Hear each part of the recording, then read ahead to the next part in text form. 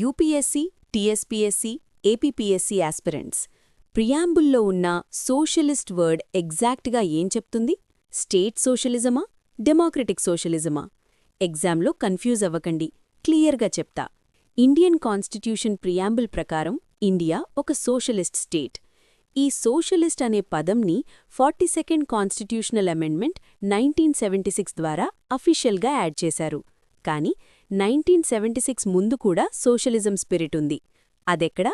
Directive principles of state పాలసీలో, స్పెషల్గా article 39B మరియు ఆర్టికల్ 39Cలో.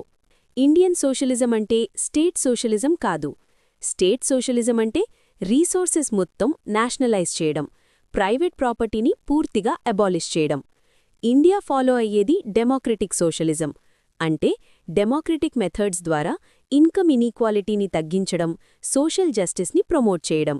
ఈ డెమోక్రటిక్ సోషలిజంలో గాంధీయన్ వాల్యూస్ మరియు మార్క్సిస్ట్ ఐడియాస్ రెండూ కలిసి ఉంటాయి.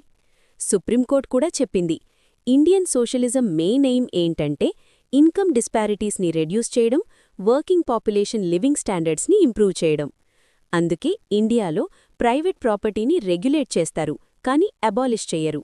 రిజల్ట్గా మిక్స్డ్ ఎకానమీ, పబ్లిక్ సెక్టర్ మరియు ప్రైవేట్ సెక్టర్ రెండూ కలిసి ఉంటాయి.